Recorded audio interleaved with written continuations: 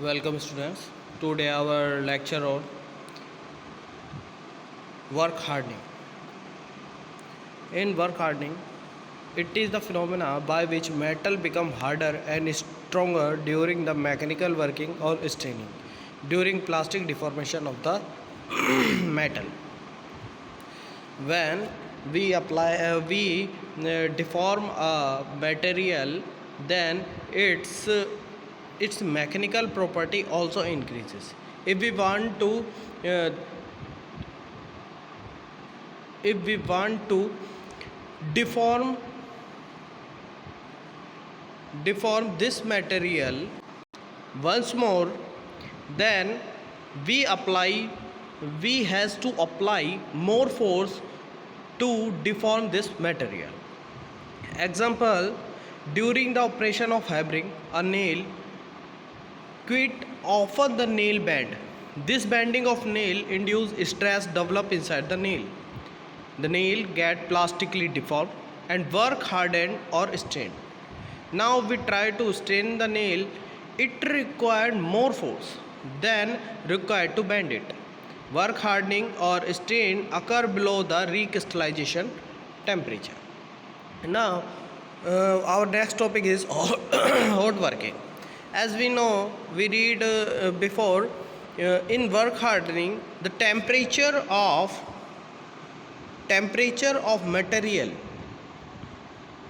which we want to work on the material, this materials the temperature is below the melting point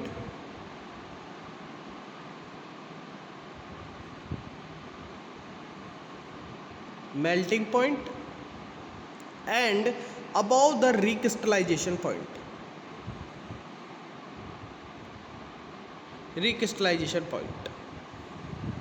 Okay,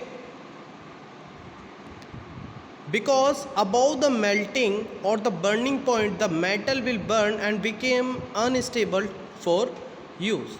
Every metal has a characteristics hot working temperature range over which hot working may be performed. The upper limit of the working temperature depend on composition of metal, deform impurity within metal.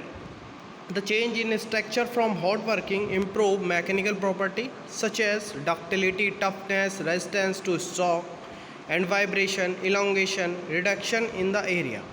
The principle of hot working applied to various metal are as follows. This is the process which use in hot working, like hot rolling, hot spinning, hot drawing, hot extrusion, hot piercing, hot forging.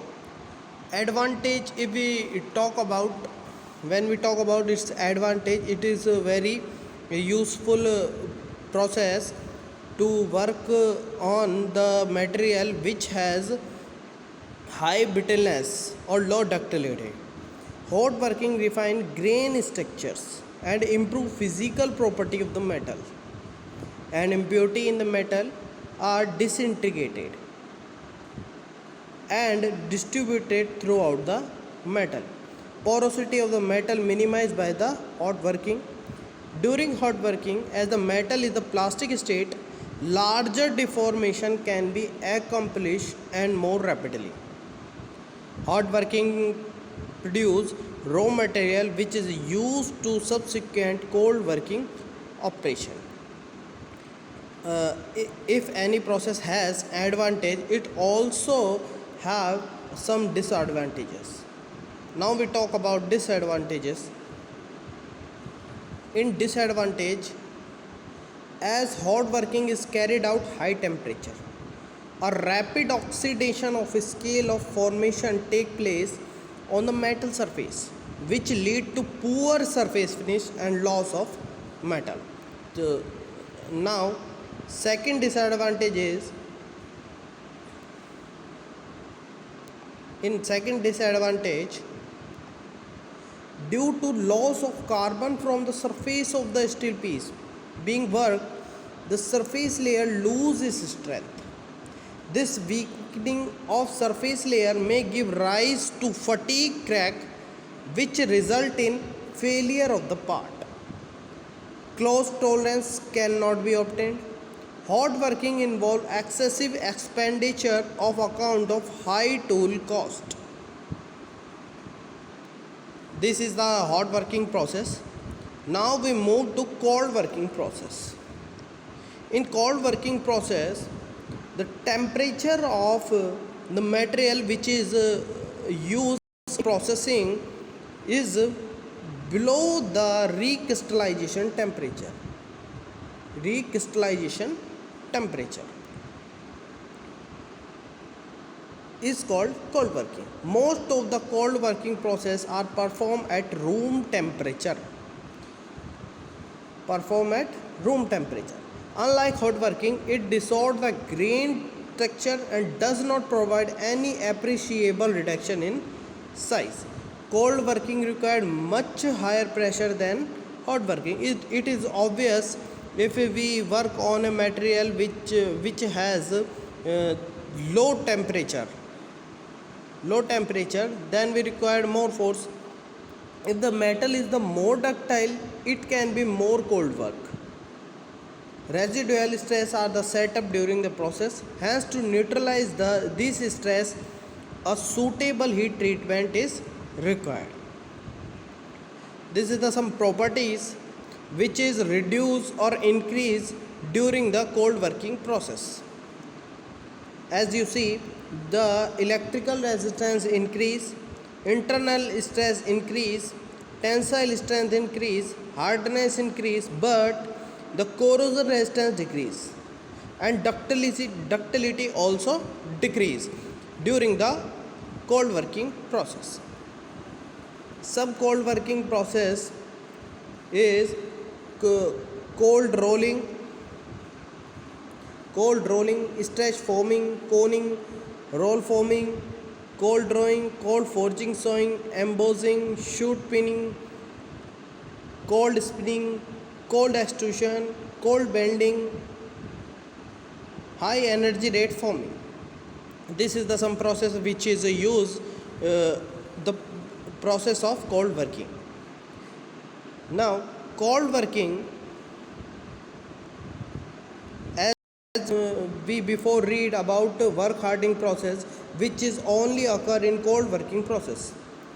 Various mechanical properties are dependent on crystallographic structure as shown in a various effect of the property of the metal due to the cold working, which is we see above in the diagram, which property of the material reduce or increases during the cold working process. Cold working of the metal have the following advantage or disadvantage. First, better dimension control is possible. There is no much reduction in the size.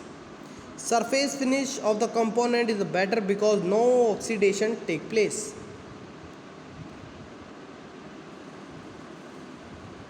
The strength and hardness. The strength and hardness of metal are increased.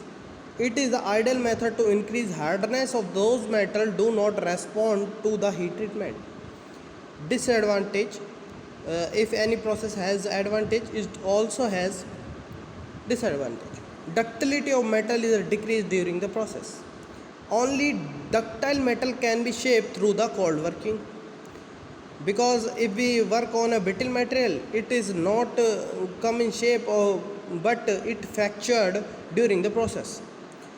Overworking of the metal result in brittleness and it has to be annealed to remove this brittleness. To remove the residual stress set up during the process, subsequent heat treatment is mostly required. After the cold working process, some mechanical property which is reduced or increased, we want to settle them, this mechanical property to work. So we apply a heat treatment process to change its mechanical properties. Now we talk about this difference between the cold working and hot working processes. In hot working process is carried out above the recrystallization temperature but below the melting point. Hence, deformation of the metal recovered take place simultaneously. In cold working, it is carried out below the recrystallization temperature, and such there is a not appreciable recovery of the metal. During the process, residual stress are not developed in the metal. During the process in cold working, the residual stress are developed in the metal. In hot working process, higher deformation temperature is used. The stress required for the deformation is less, because if the metal at high temperature, it easily flow or shaped, the matter shape occur easily in less force compared to cold working process. The stress required to cause deformation is a much higher. Hot working refine metal grain, cold working lead to distortion of the grain. In hot working result in improving mechanical property. If we want to another difference between hot working or cold working process, then no hardening of metal take place. Metal get work hardening. If the process is properly performed, it does not affect ultimate tensile strength, hardness, corrosion and fatigue resistance of the metal. It improves ultimate tensile strength, yield strength, fatigue strength, but reduce corrosion resistance of the metal. In hot working, it is also improves some mechanical properties like impact strength and elongation.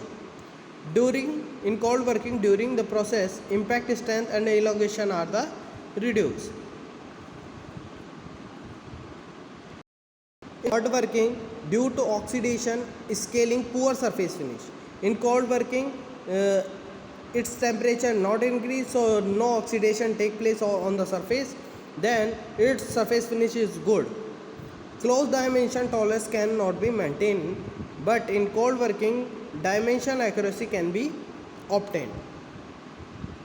In hot working process is the most preferred where the heavy deformation is required. In cold working is preferred where the work hardening is required.